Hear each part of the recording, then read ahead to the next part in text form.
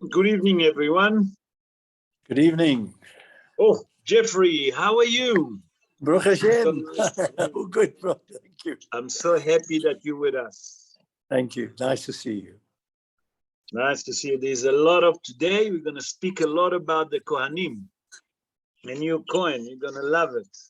Okay. We're going to speak today a lot about the Korban of the Kohanim, Be'ezrat Hashem. I think that it's going to be very, very interesting, Be'ezrat Hashem. So I think that you will enjoy it. I think that you definitely going to love it. This is my favorite part of this. Really? And Eschanon and this. Like Hanan in this one, huh? Okay. It's very nice to see that you're all loving it. And Be'ezrat Hashem, you're going to enjoy it. That's the most important. You know what I'm saying? So Be'ezrat Hashem, you're all going to enjoy the show.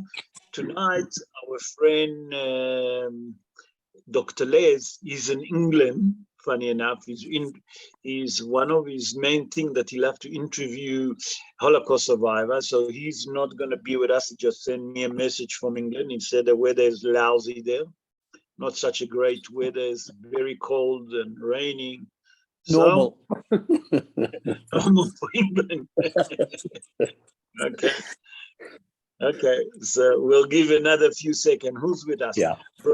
Brian with us, Brian with us, Mark with us, Orel with us, Ivor with us, Ivor and Anthony. I see our friend, Mr. Pogo, Lionel Pogo with us. Who else with us? I think that's it so far. I'm just going to give another few seconds and then we'll start the show. We in Parashat Tzav.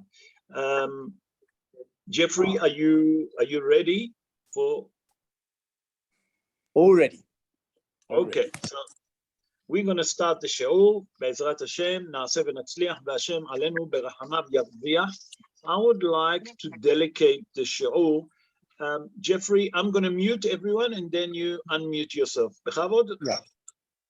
Okay, so everyone muted. Now you can unmute yourself. I think it's going to be much easier. I would like, first of all, to dedicate our show in honor of the soul of Esther Kaden Bat Ketia, Mordechai ben Rahma, Harav Avraham Haim ben Eliezer Yaakov, Tamar Bat Zeava, Yaakov Salomon ben Fahad, Dvorah Ruth Bat Beila, Shosha Blima Bat Mordechai Betzalel, Miriam Bat Moshe, Malka Regina Bat Joya, Keti Gurgia Bat Farha, Nishmatam Tiet Tzura Betzura Haim, may their soul rest in peace in heaven. I would like also to dedicate the show in health of Menashe Naji ben Farha, Liora Bat Miriam, Harav Moshe ben Bahia Batia, Harav Moshe ben Devorah, Harav Avraham ben Marina, Harav Shlomo Yehuda ben Dalia, Dvorah Bat Esther, Orna Bluma Bat Miriam, Sheina Keila Bat Hana, Mordechai David ben Leah, Haim Nahum ben Tzvi Kohen, Baruch ben Sarah Tzvi ben Hava, Shmuel Meir ben Shosha Blima, Miriam Bat Zelda Liba, Moshe Avram ben Hena Riva, Haya Tzipora Bat Rachel, Ayala Eden Bat Rivka, Tova Liba Bat Rachel, ויהודית בת ריקה. Please God, רפואה שלמה to them ולכל עמו בית ישראל בכל מקום שהם. That means רפואה שלמה to everyone wherever they are, בעזרת השם. Okay, let's start the show. Parashat Tzav. This Shabbos we're going to read Parashat Tzav. By the way, this Shabbos is Shabbat HaGadol. I'm still going to give my shiur an hour before Mincha at the big shul. Nothing changed at Yeshiva College. Remember, an hour before Mincha. Those of you that can make it, I would love to see you all. Please God. Parashat Tzav. וידבר אדוני אל משה לאמור. צב את בני ישראל, צב את אהרון ואת בניו לאמור. זאת תורת העולה. היא העולה על מוקדה, על המזבח כל הלילה עד הבוקר. ואש המזבח תוקד בו. Hashem spoke to Moses, saying, command Aaron and his sons, saying, this is the law of the elevation offering. It is the elevation offering that stays on the flame on the altar all night until the morning, and the fire of the altar should remain a flame on it. Okay, here we see something very interesting. What it means, tzav, the word tzav. Tzav, what does it mean, tzav? So Rashi HaKadosh said to command, okay, there is a meaning for it. Leshon ziruz miyad veledorot.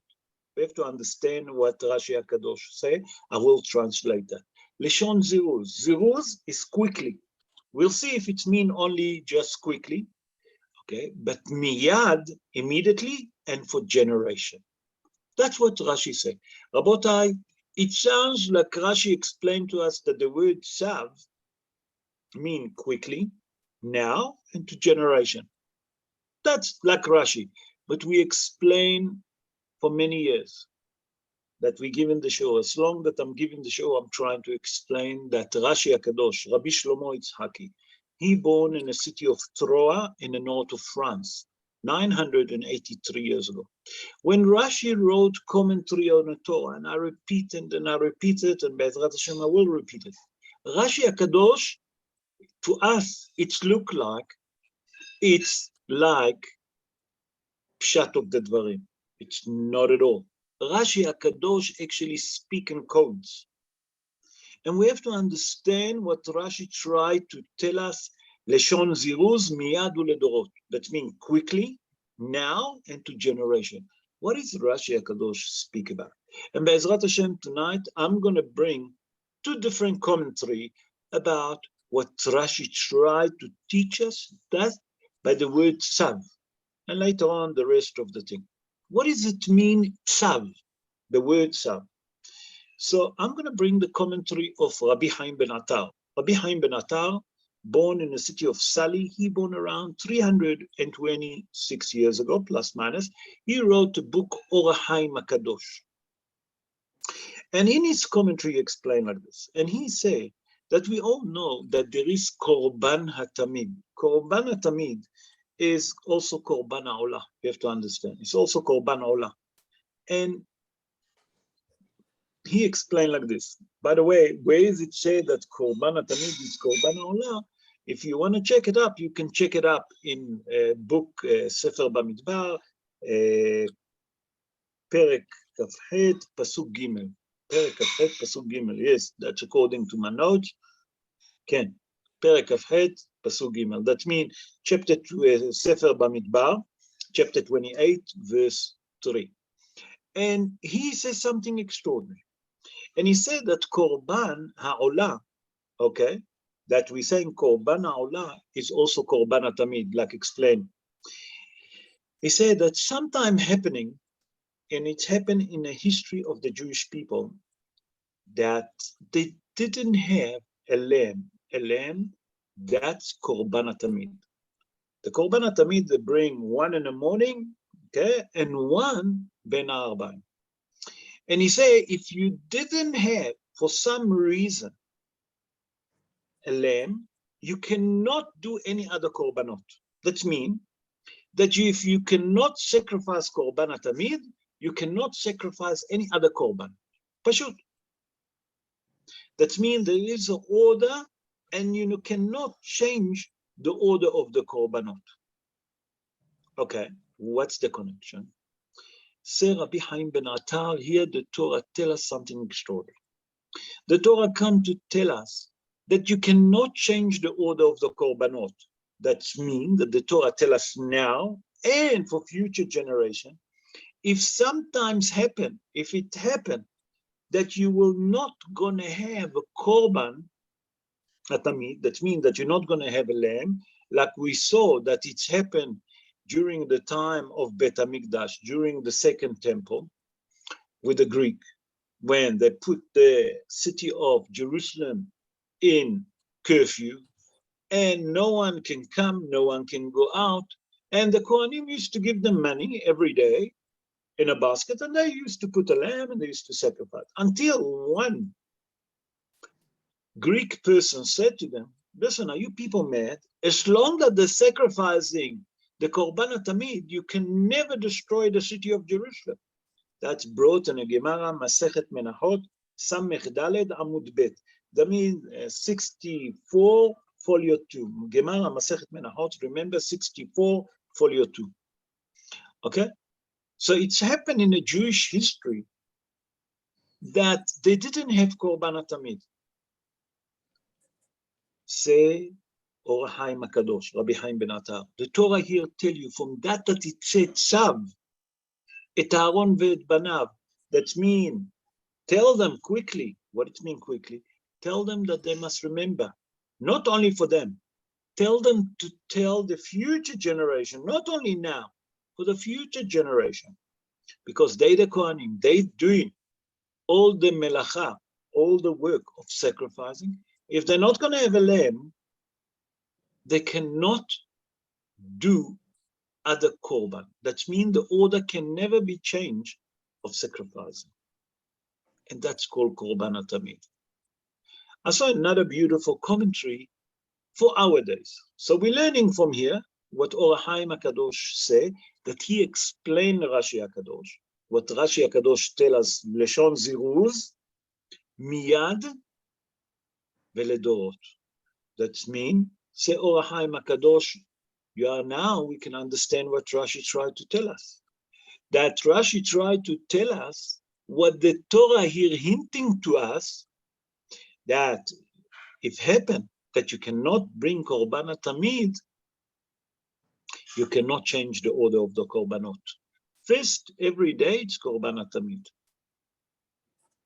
That's Rashi HaKadosh, an interpretation of Rabbi Haim ben Atar on Rashi HaKadosh. Now we can understand a little bit of Rashi. Let's continue and bring a different idea to that. What does it mean, Tzav? Tzav, and let's understand Rashi and a bit more understanding what it means, miyad veledorot, for the generation.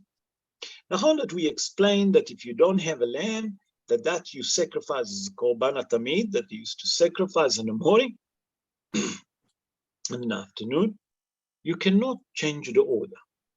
Okay. But what it means ledorot, for the future, like in our time, the Bet HaMikdash does not exist over 2,500 years.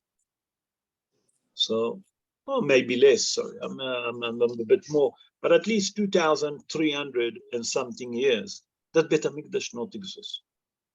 How is that halacha applicable to us? So, first of all, we have to understand what Hazal tell us. Hu neshalma parim sefatenu. What it means, hu neshalma parim sefatenu? Hu neshalma parim sefatenu, Hazal knew already, and it's brought in Midrash, I think Yalkut, no, Midrash Yalkut Shimoni, I'm not remember, it's skipped for me. I think that's Midrash Rabba. Okay, Midrash Rabba says something very interesting. He said today that we don't have Bet HaMikdash, how we can sacrifice korbanot? Hazal tell us by that in the morning you read all the sacrifice in order. Hazal tell us unishalma parim sefatenu. By that you read it, it's considered like you brought all the sacrifice. I saw a beautiful commentary on it. Come Rabbi Yaakov Sofer. Rabbi Yaakov Sofer, I mentioned him a few times. He wrote the famous book Kaf HaHaim HaKadosh. He born in Baghdad. Baghdad is in Iraq. He born around 156 years ago, plus minus. He was one of the students of the Ben Ish Hai, the Gaon Ben Ish Hai, Rabbi Yosef Haim. And he explained in his commentary on the Torah, he says something interesting. He see that Rashi here come to tell us that the Torah hinting to us for generation, Ledorot, that even Bet HaMikdash not going to be exist. You do not change the order of the korbanot in the morning. That means when you daven, you must daven according to the order of the davening. That means you can't skip the korbanot, okay, and let it go and then do something else. No. Say, Rabbi Yaakov Sofer, something extraordinary. By that the Torah tells us, Leshon Ziruz, that means in order, to put everything in order and quick, now in a time of Bet HaMikdash. But for the generation, the Torah knew. Then when I said the Torah, Kadosh Baruch Hu knew that Bet HaMikdash not going to be exist for a certain time. Come to tell you that if you read the Korbanot, the sacrifice, every morning, you have to read them properly. You must not skip. Many people skip about it. And I don't understand that when you read the Korbanot, every Korban doing atonement, like you bring in Korban in Bet HaMikdash. Look at the beautiful, what's hiding in a davening in the morning, when we read it in a proper order. So come, Rabbi Yaakov Sofer and say, from that Rashi say, miyad, that means immediately in the time of Aaron HaKohen and his children, and for Ledorot, for generation, in a time that Bet HaMikdash not going to be even exist, you have to, what do you have to do? You have to read the proper order of the Korbanot every morning. What a Hidush. Okay, let's continue. And in the verse, look what it says here. If you look at your Chumash and you look at the Sefer Torah, it says something very interesting. It says like this. Zot Torat ha'olah, hi ha'olah al mogda. The word mogda. If you look at it, there is a small letters mem.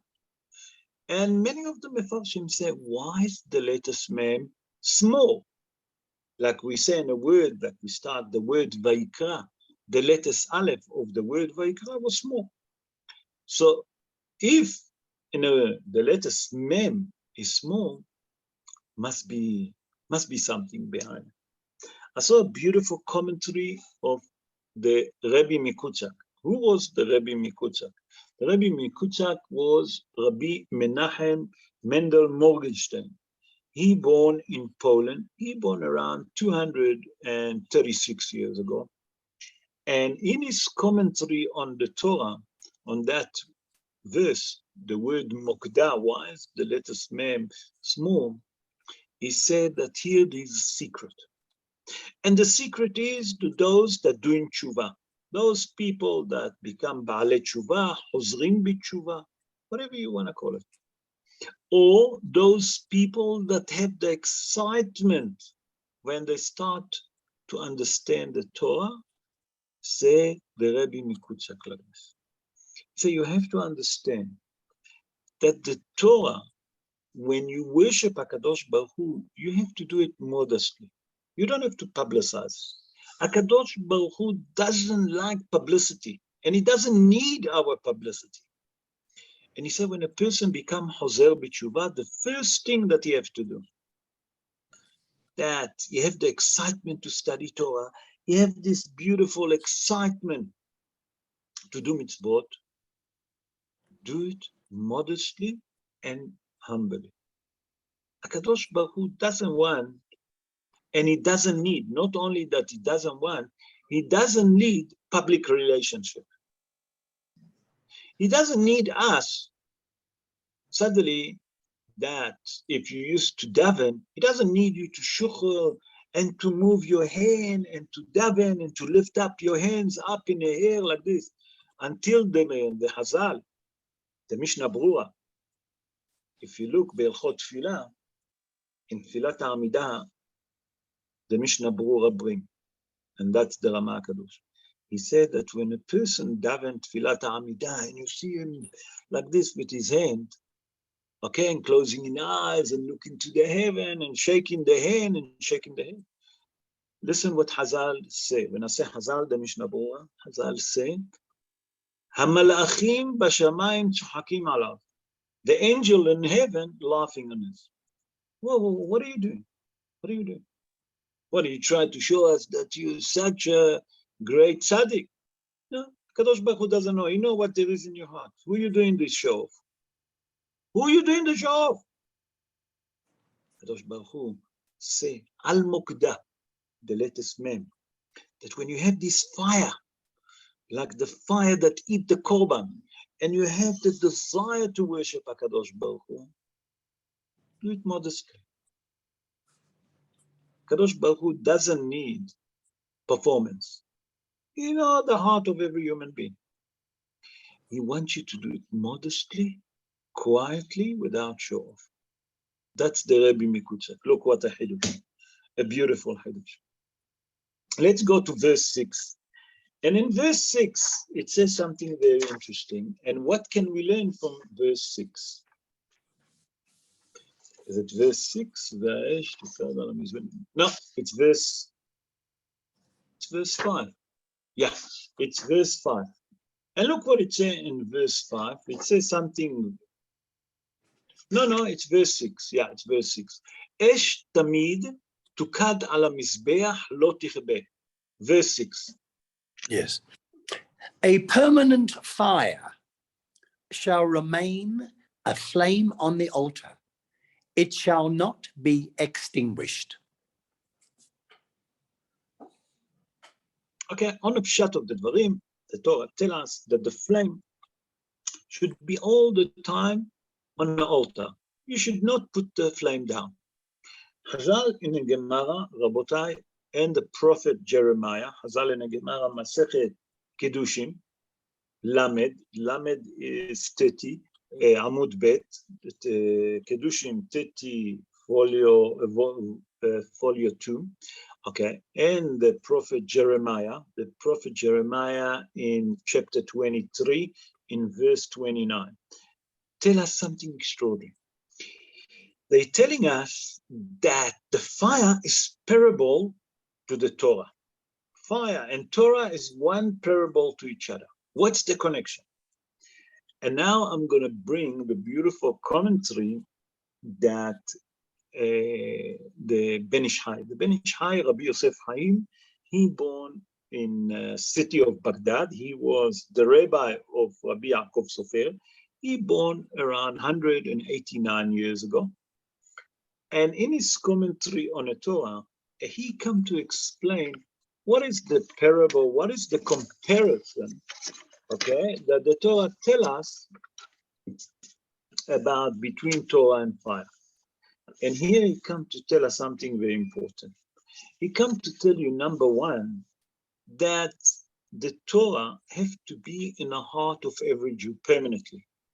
That's mean that the person, when he going to work, when a person at work, when a person at business, when a person studying, when a person working, whatever the case is, you have to understand that every spare moment that he had, he must study Torah. But while he's in business, while he's at work, whatever the case is, while he's on holiday, okay, he have to remember the Torah. That means that the Torah all the time should be like the permanent fire on the altar. And it doesn't mean because now I've gone on business, I've gone on holiday, I'm busy at work, I'm doing a business deal, I must forget it. You must never forget the Torah. Why? Why is it? Because the fire of the Torah should be with you. And what does it mean at business? That means that you not do foolish thing. Don't do foolish thing. Remember the Torah. You're going on holiday. Oh, now because you by the beach, by the sea, you must forget the Torah? No. Tafka then when you're on holiday, add up more Torah to remember. And the same with every work that you do. Remember the Torah. The Torah come to tell us that the Torah must never be put down. And that's the word of the Ben Ish Hai, Rabbi Yosef Chaim. Remember that. I saw another commentary of the Shalah Kadosh. Who was the Shalah Kadosh? The Shalah Kadosh was Rabbi Yeshua Levy Horovitz. Rabbi Yeshua Levy Horovitz, born in the city of Prague in the Czech Republic, he born around 465 years ago. And he says something extraordinary. And he telling us a secret about those words. Esh tamid tukad ala mizbeach, okay? Lo tichbe. There's a remedy on it. And said the Shalah Kadosh that he bringing in the name of the Ramak. Rabbi Moshe Cordovero, the famous Rabbi Moshe Cordovero. Rabbi Moshe Cordovero, not a lot known about him. He born around 501 years ago. It's not well known where he born. He lived in Tzvat during the Golden Era in the 16th century. He was a great Kabbalistic. As a matter of fact, he was the rabbi of Ari HaKadosh. He taught Ari HaKadosh. And he said the Ramak, great Kabbalistic, and he said like this, that he'd been taught by an old man that when a person have a bad thought, there's a remedy. That person all the time thinking about things that he shouldn't think. And quite often, you know, the evil inclination bringing that, what you call it, all of those mahshavot zarot, strange thought, dafka when you're davening. Say the Ramak Cordovero, I'll give you a remedy that I received from an old man. He doesn't say who's the old man, but usually when the people say old man, in many cases we found that they're referring to Eliyahu Hanavi. That means that Eliyahu Hanavi taught him. Okay? That's many of the commentaries say like this. He said that the person that have a bad thought, he said, Esh, tamid, tukad ala mizbeach, to say it many times, and all of those strange thoughts, bad thoughts that he have, gonna disappear. You know, sometimes people have depression. And where does it come, the depression? From the state of mind. How strong are you? He say, if you say that verse, I repeat again, if you want to remember it, it's chapter 6, verse 6. Very simple. Remember, 6:6 in the book of Sefer Vayikra. You can't be easy. 6 and 6, remember, 12. Okay? He said like this. Esh, tamid, tukad, ala mizbeach, okay? Lo tichbe. That means always say that word, Esh, tamid, tukad, ala mizbeach, lo tichbe, said many times. It's a remedy, number one, for bad thought, for strange thought, to help you to get rid of them. That's the power of those 7 words. Let's continue with verse 10. And in verse 10, we see something very, very interesting. And look here what it said. Lo te'efe hametz helkam, natati ota mi'ishai, kodesh kodashim hi, kahatat u'ka'asham. It shall not be baked, leavened. It should not be baked, leavened. I have presented it as their share from my fire offerings. It is most holy, like the sin offering and like the guilt offering. Here we see something that we maybe understand, but when I read it, I didn't understand until I found a beautiful commentary of the great eagle. And the great eagle, you all know that that's the Rambam, Rabbi Moshe ben Maimon.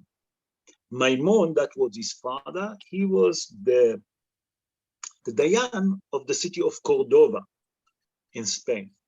Rabbi Moshe ben Maimon, born around 883 years ago in the city of Cordova in Spain. And he wrote Sefer Mishneh Torah, that you all know, but he also wrote a philosophic book that at the beginning, many of the rabbis didn't accept it. They actually burned it. It's called The Guide of the Perplexed. Very, very philosophical book, deep, heavy, heavy, heavy book. And in this book, The Guide of the Perplexed, he asked a beautiful question. He said, wait, the Torah tells us something extraordinary. The Torah tells us that the korban, okay, that is hatat v'kasham, it's comparable to the Holy of Holiness. I don't understand. Kodesh kodashim hi kahatat v'kasham. What's happening here? He asked, how come that this korban is compared to Kodesh Kodashim. We have to understand what is it speaking about. We have to understand that he's talking about the korban of the, what is it called? Before I forget, let me remember, it's the korban mincha. Yes, korban mincha.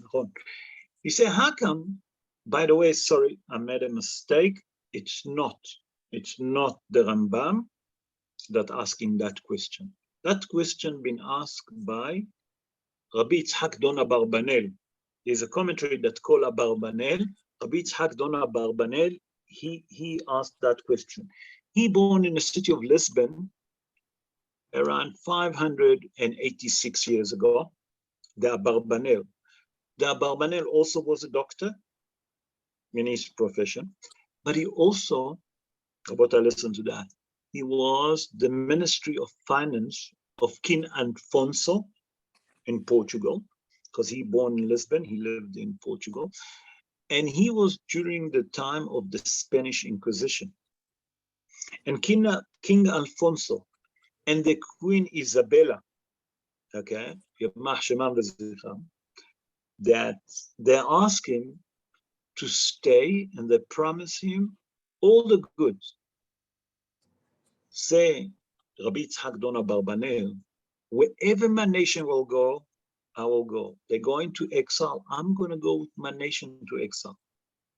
And they beg him to stay. Rabbi Yitzhak Dona Barbanel didn't accept it. And he wrote commentary on the Torah. And he asked this question.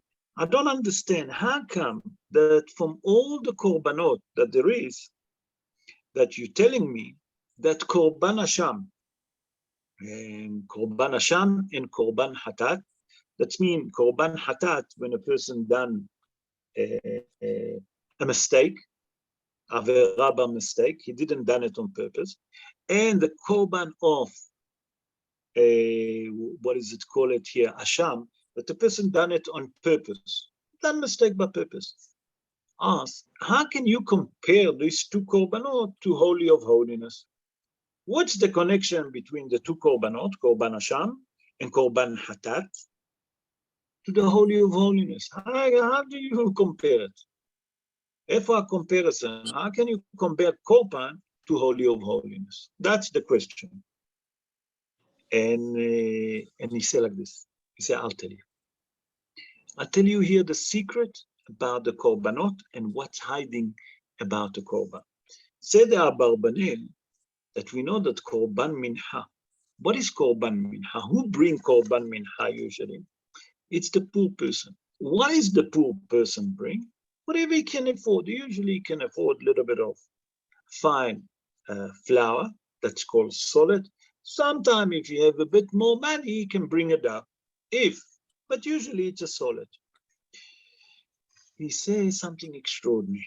He says that when the poor person brings that korban, he's embarrassed. Why? Because he embarrassed that he brings such a cheap korban that have no value. He's embarrassed to do it. So that means that when he brings the korban, he's doing it with a broken heart.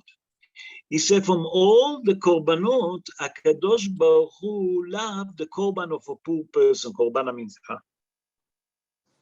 he come and say something extraordinary. He come and say like this. Said the Abarbanel that when a person doing tshuva, okay, his regret, his deeds, he really hate what he done, and he bring in a korban that called Asham or Hatat, that he regret the deeds that he done.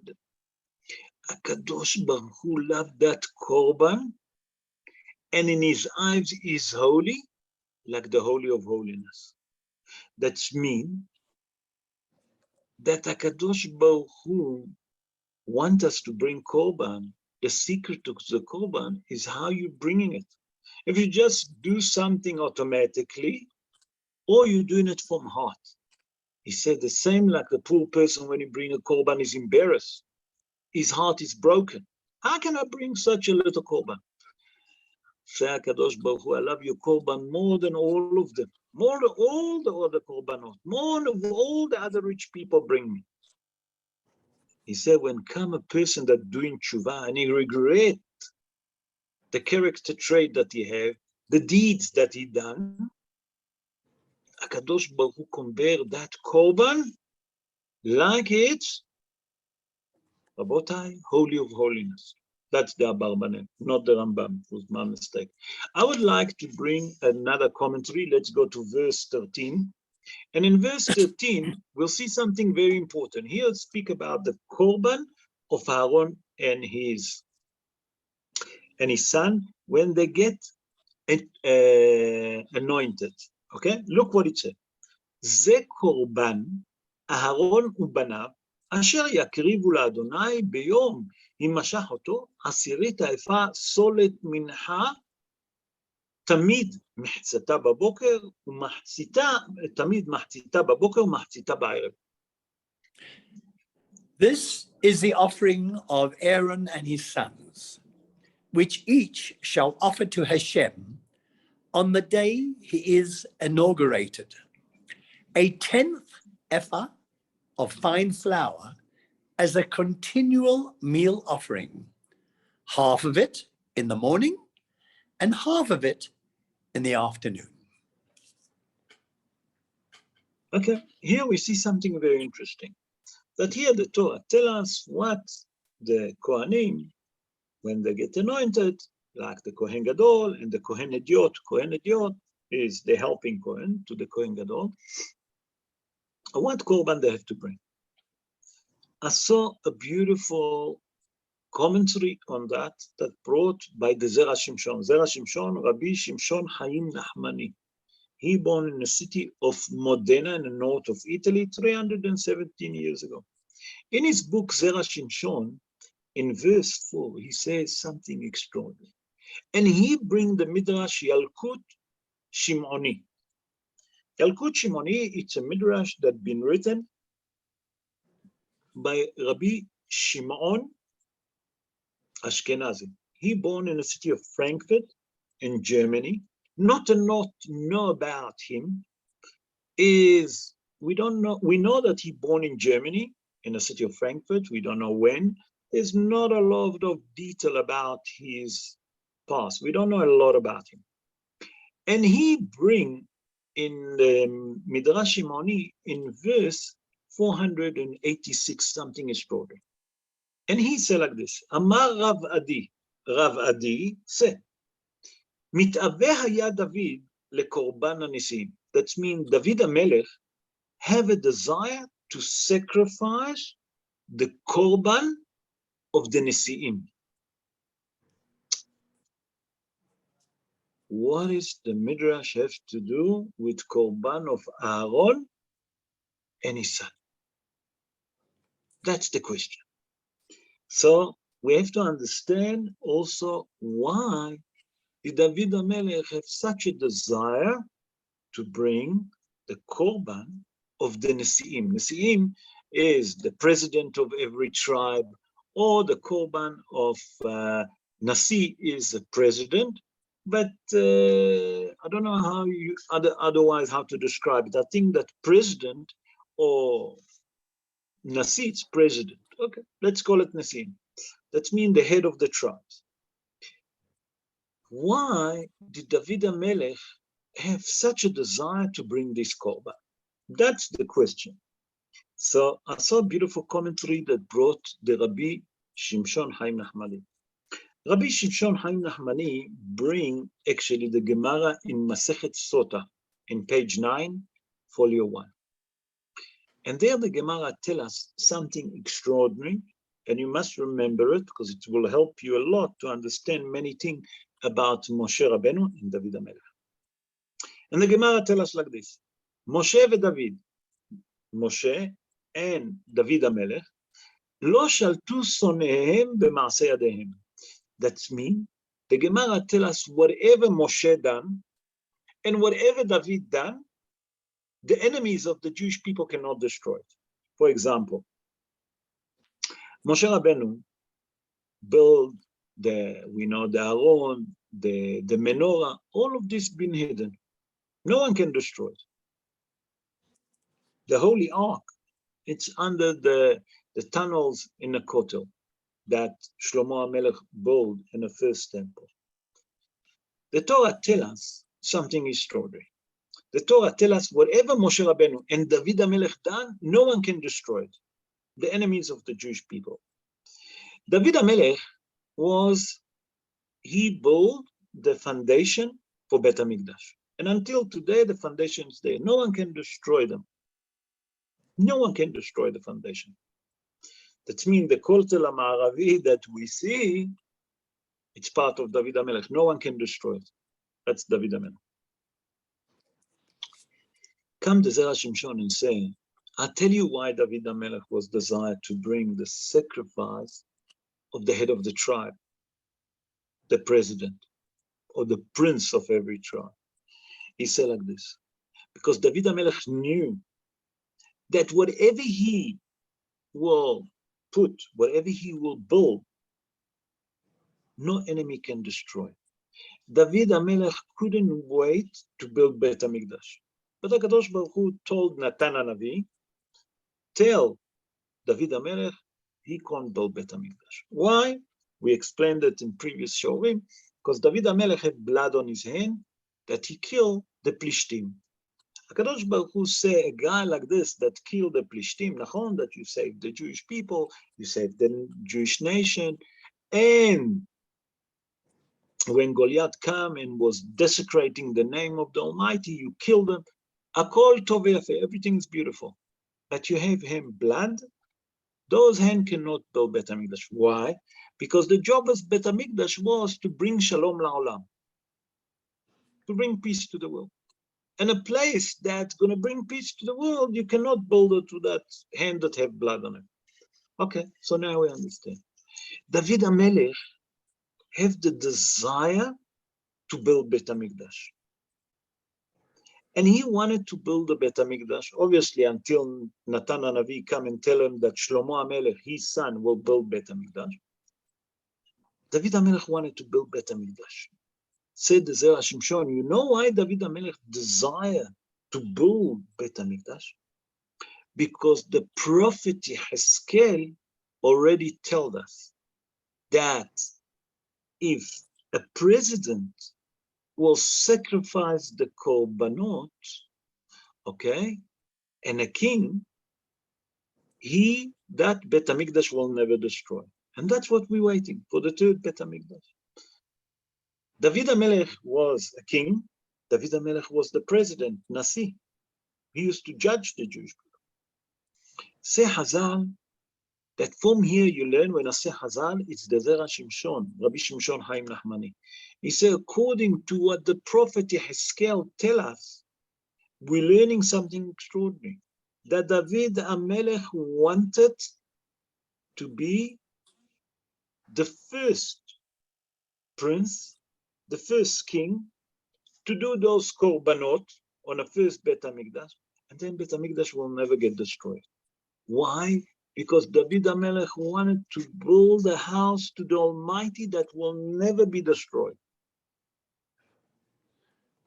Said the Zerah Shimshon, now you can understand why David HaMelech had the desire and was so much wanted to sacrifice this korbanot. Why? Because all of his thought was to build Bet HaMikdash that never will be destroyed. And that's why he was desiring for the korbanot, not just to sacrifice the korbanot. He wanted to bring the korbanot, you know why? Because the prophet Yehezkel, if you look at chapters 45 and 46 there, he speak about that when the president of the Nesiim going to bring the korban in a time that they're going to build Bet HaMikdash, that will never destroy. And David HaMelech wanted that because he was a president and a king. And now we can understand why he desired for this korban, like Aharon. Okay, that was in that time the Kohen Gadol. Let's continue and go to verse 16. If you look this time, I'm not rushing through the the Parashat, I'm going step by step. I'm going first, giving a lot of effort into it. Let's go to verse 16 and look here what it says.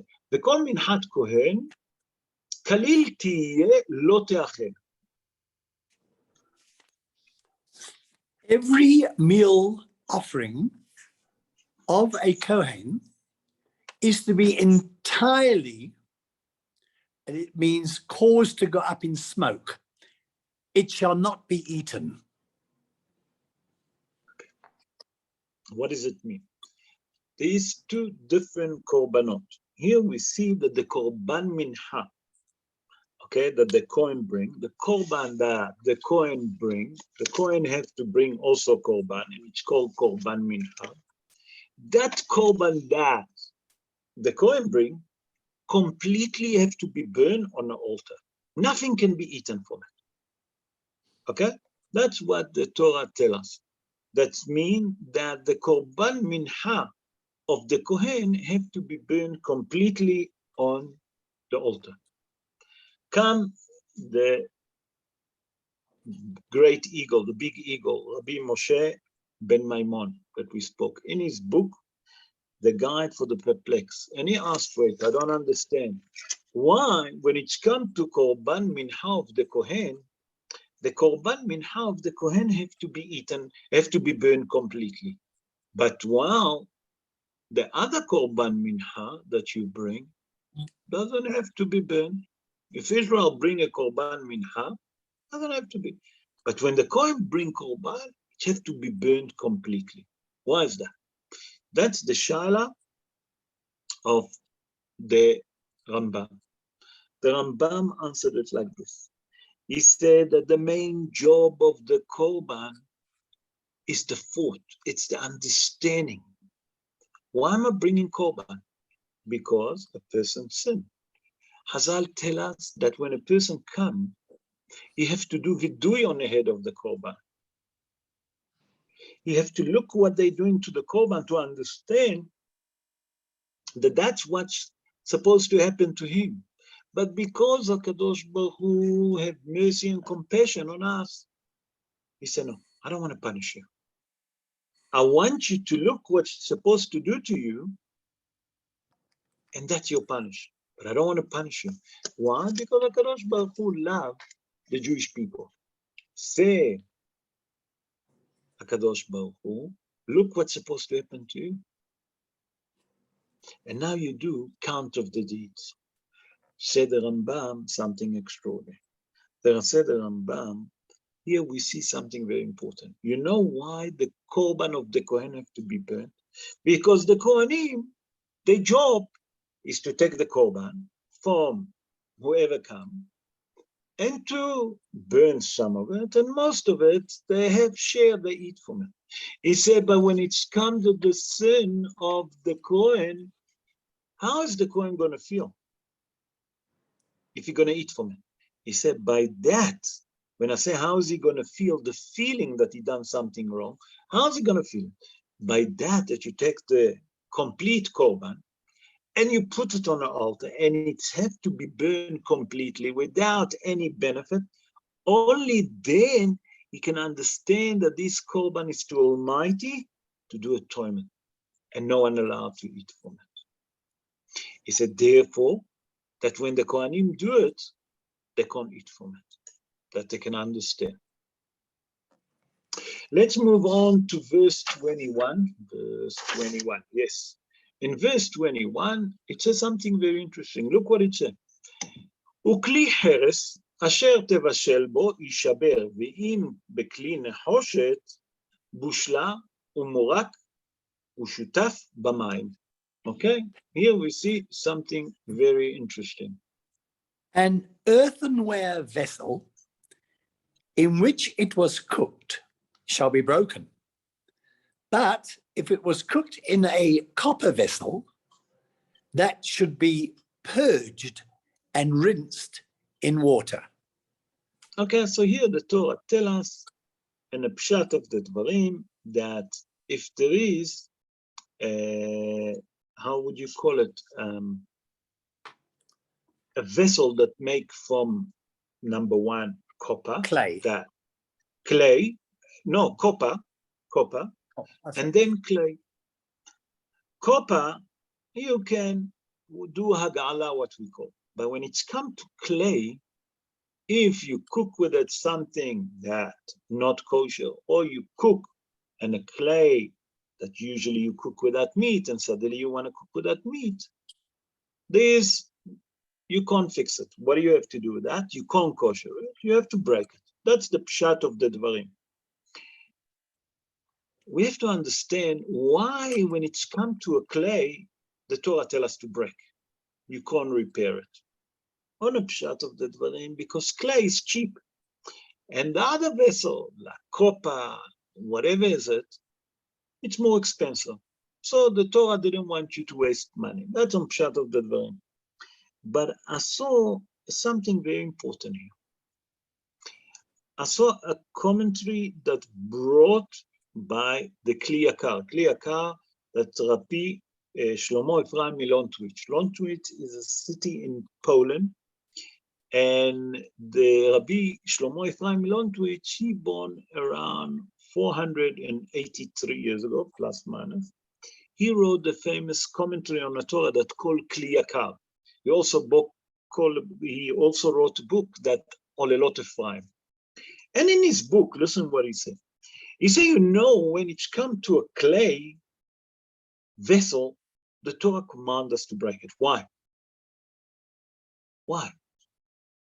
He said that here there is a fundamental order how a person should live his life. He said that the person, when he brings korban, why is he bringing a korban?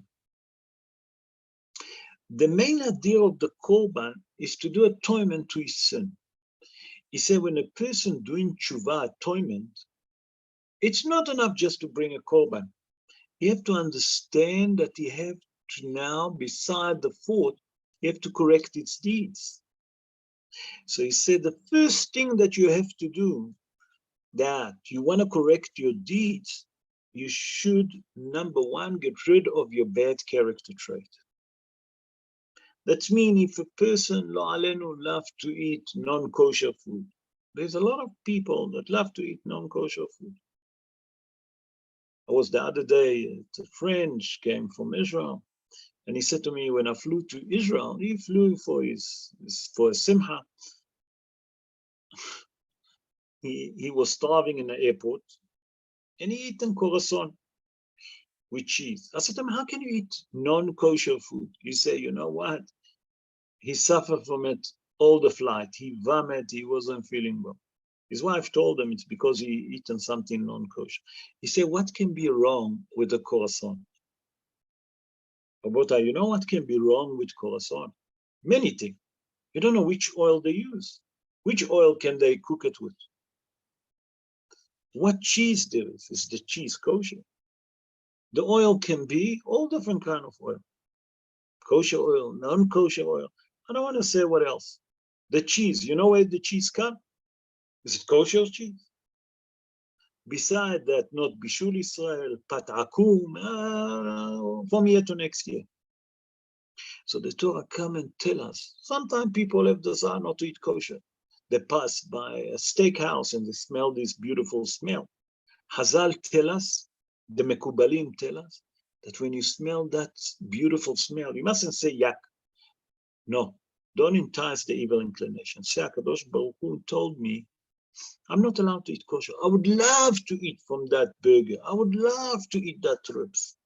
But I'm not allowed to eat because the Torah have a prohibition that we're not allowed to eat non-kosher food. He said, for that, you'll get a great mitzvah. Come the Torah and tell us here that if you have bad character trait, people love to steal, people love to murder, whatever the case is, the first thing when you're doing tshuva is to take that character trait and destroy it. The same like you destroy the clay vessel. So Hazal tell us that if you want to do tshuva, first thing you must get rid of your bad habit. How do you do that? By that you destroy it. Say, Rabbi Shlomo Ephraim Milontwich, the Kli Yakar, like this. He said the Torah here hinting to you and giving you a tools, a fundamental idea that when you're doing tshuva, what is the chance to do it? How do you do that? By that you destroyed your bad character trait, you have to destroy them. There is no other way. Because if you leave it and you try to continue with them, that's going to bring you down. So when you're doing tshuva, you must destroy, first of all your bad character traits. Okay, let's continue. And with that, we're going to conclude because I see that we're running quite a bit. Let's go to verse 7. I'm skipping now. And I'm skipping quite a bit to verse 30, chapter 7, verse 37. And look what it says here. It's a very famous verse. 37. Oops. Yes. Okay. It says like this. Zot HaTorah. לעולה, למנחה ולחטאת ולאשם ולמילואים ולזבח השלמים.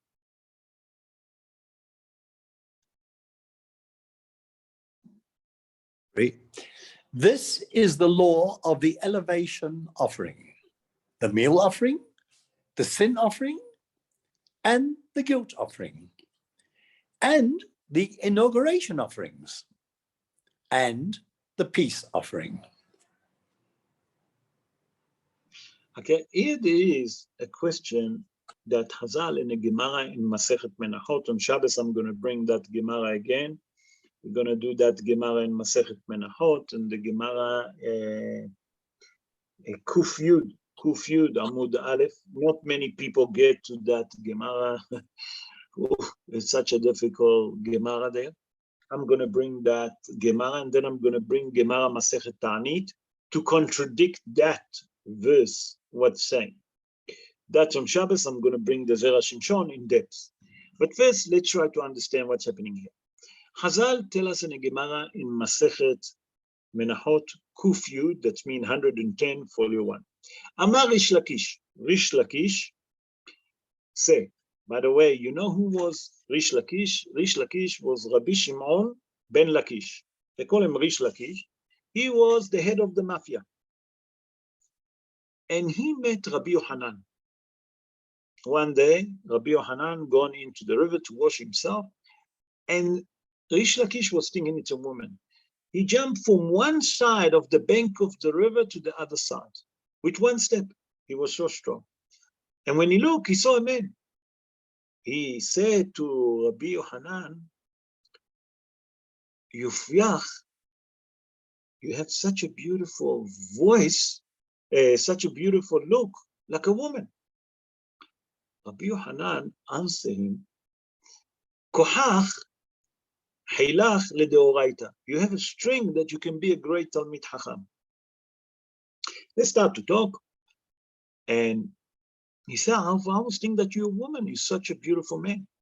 He said, I'll tell you what, because I saw that you're so passionate with what you do, if you're going to do tshuva, I'm going to give you my sister, to marry my sister.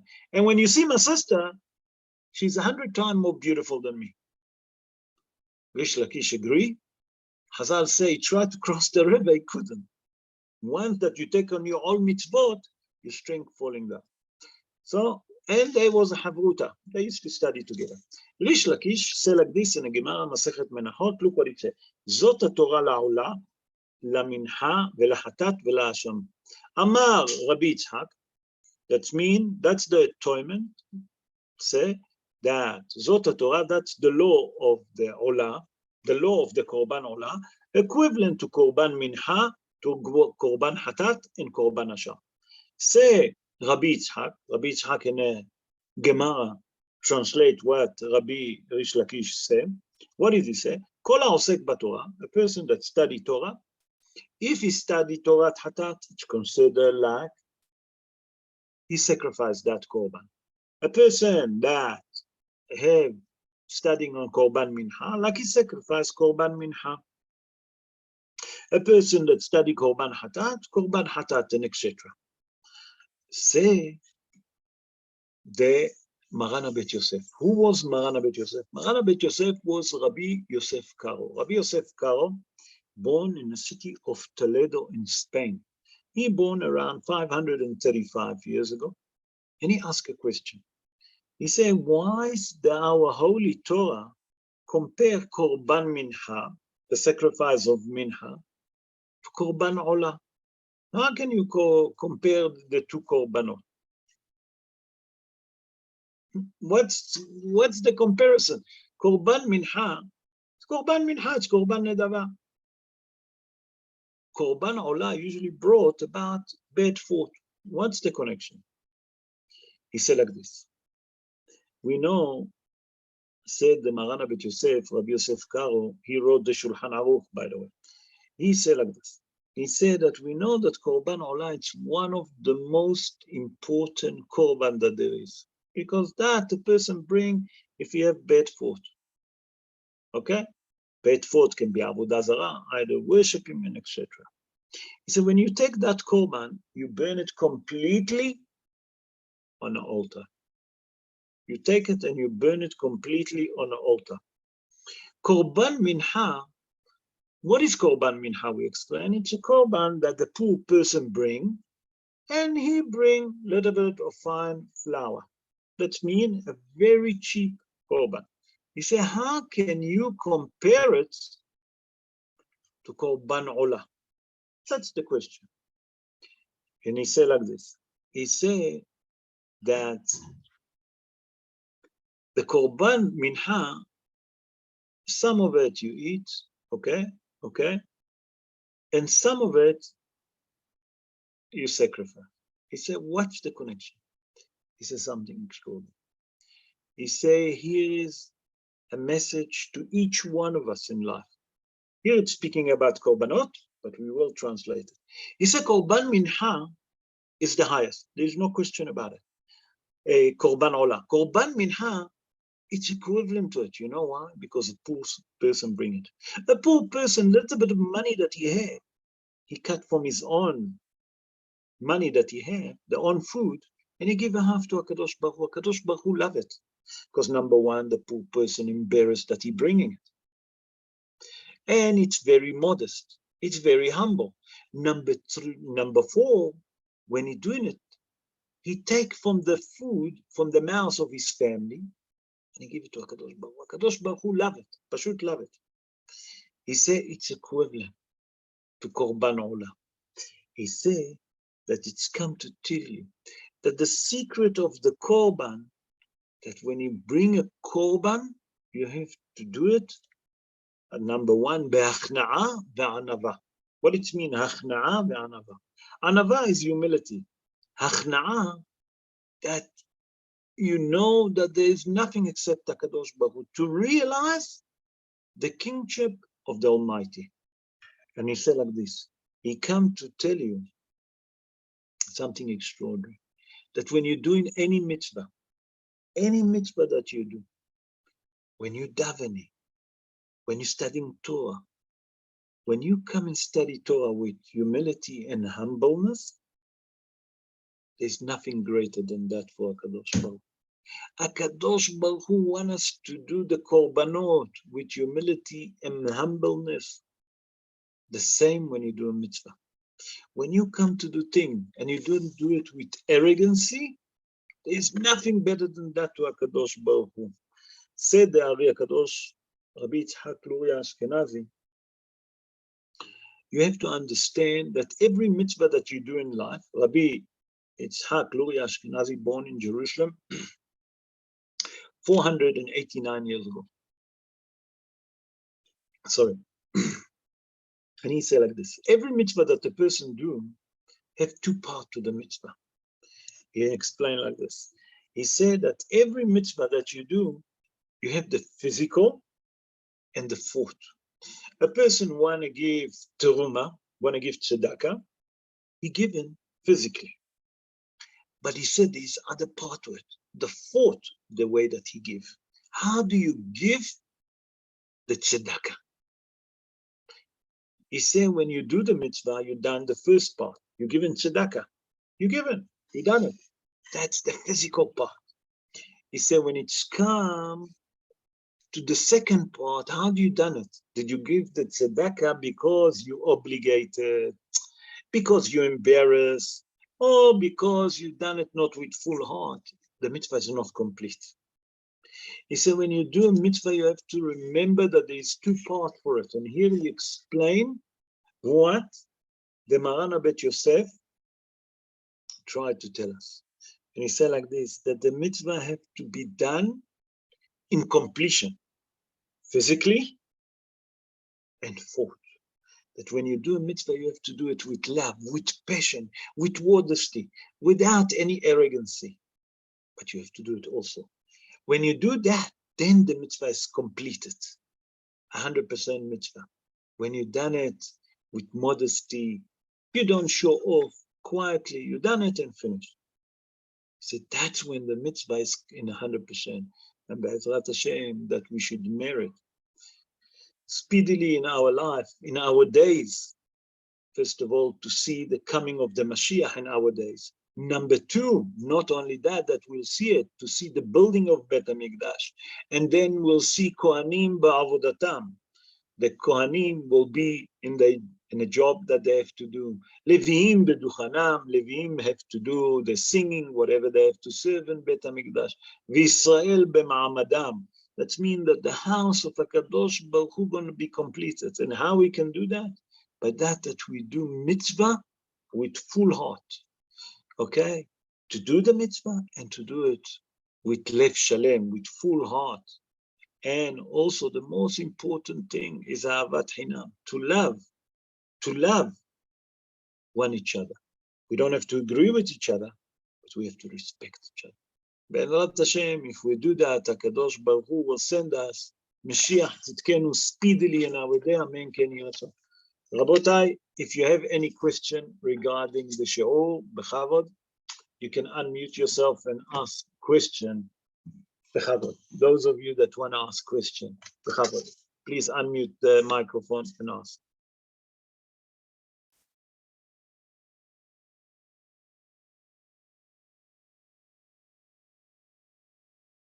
No question? Okay, if there is no question. Oh, yes, b'chavod, Jeffrey. Yes, I can see. Robbie, it was such a lot here. I'm just going right the way back. But at the time when we didn't have a lamb and to sacrifice in the Beis HaMikdash, and you mentioned that this Greek turned around and said, well, you know, you cannot destroy Yerushalayim when you sacrifice a lamb and we didn't mention. Masechet Menachot, Samech Daled, Amud Bet, 64, folio 2. Yeah. Right.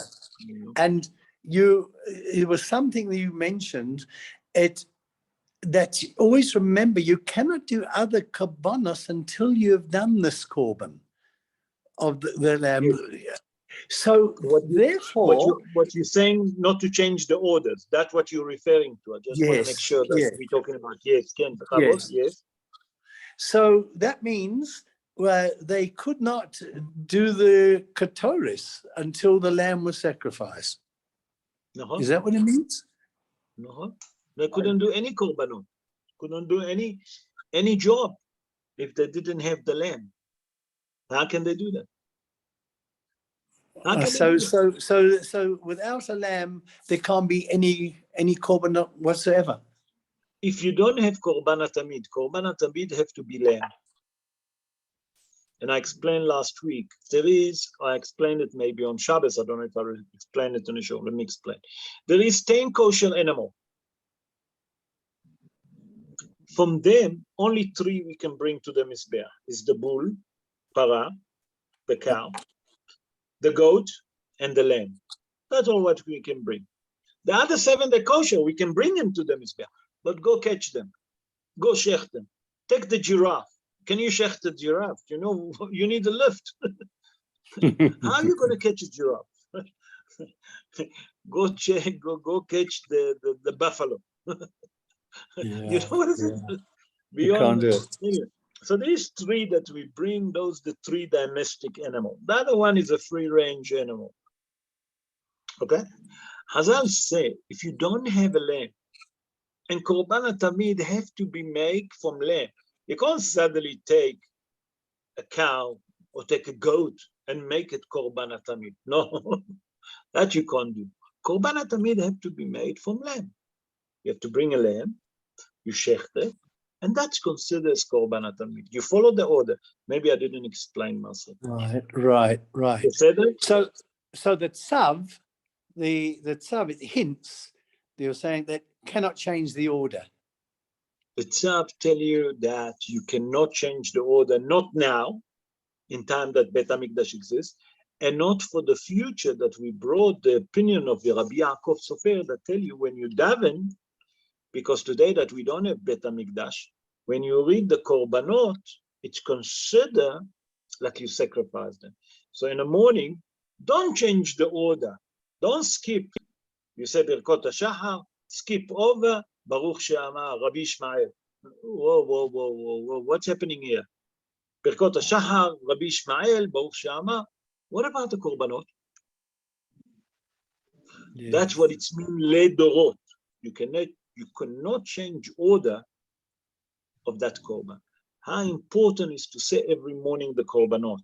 Why is it so important? I explain that when you say the korbanot, it's like you physically brought the korban. You physically. Okay, when you read it, it's like you've done atonement. That means the job of the korbanot in Bet HaMikdash is to do atonement. When you read it every morning, it's doing atonement to all your sin. Beseder? So that is actually quite frightening. What's the reverse? If you don't do it? If you don't do it, yeah. Manasseh, if you don't do it, some What people... about the acceptance of the acceptance of all your other tefillahs? Look, if it's happened once in a while, okay, it's happened. People, we're human beings. But Chazal tell us that you have to understand. En tzaddik ba'aretz asher ya'aseh tov v'lo yachta. Yeah, you done it. Mistake can happen. No, what can we do? But don't do it chronically. Yeah. Don't do it every morning. Well, up to now we never knew. Up to now we never knew. Now we know.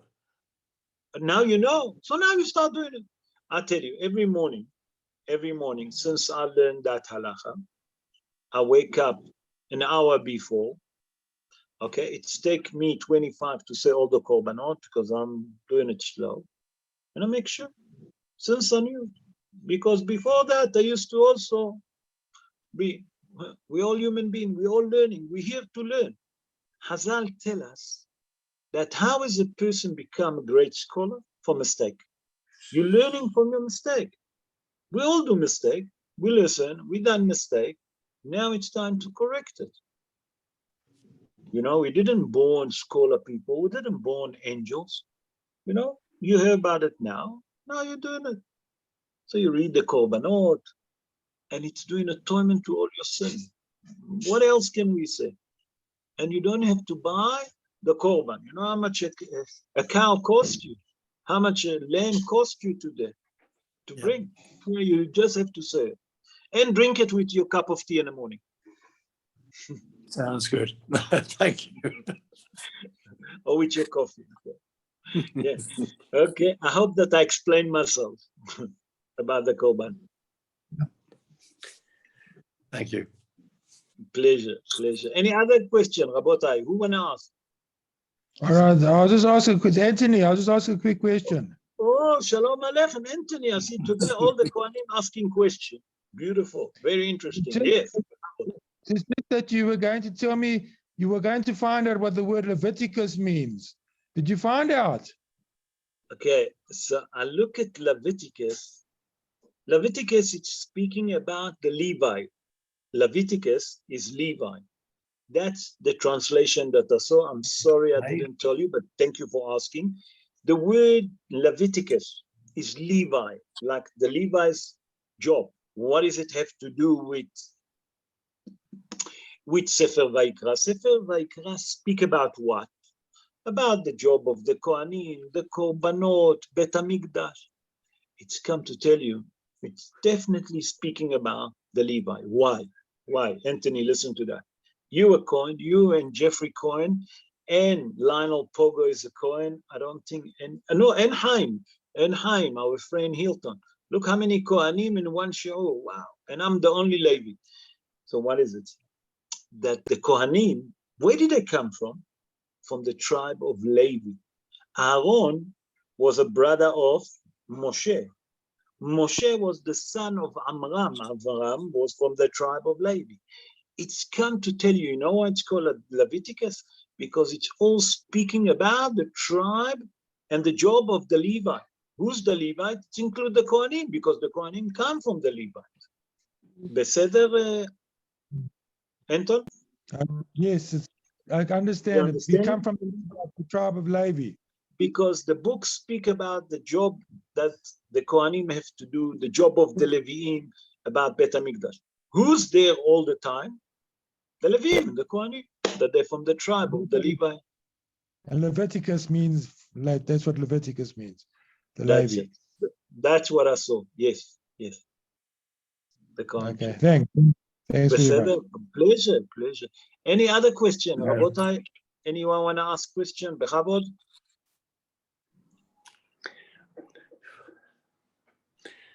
I think that's it. Any question? Who's speaking? Jeffrey, is it you? Yeah, I was just mulling over in my head one or two other things, but it's too complicated. Sorry. Okay, if you want to ask me, you can phone me privately. I'll try to answer. Okay, Rabotai. Thank you very much for joining us. Remember the shiur this coming Shabbos. It's at Yeshiva College in a big shul. We started again. It's live again. Hour before Mincha in a big shul at Yeshiva College. I hope to see you all. In the meantime, I would like to wish you all a great evening. Not only that, to have a beautiful Shabbos. Shabbat Hagadol Shalom. Remember, Shabbat Hagadol Shalom. That's how we say to people, Shabbat Hagadol Shalom. So Be'ezrat Hashem, that we should see the great miracle, the coming of the Mashiach. Benisan Nigalu, Benisan Atidim Ligael. What does it mean? In a month of Nisan, HaKadosh Baruch Hu redeemed the Jewish people.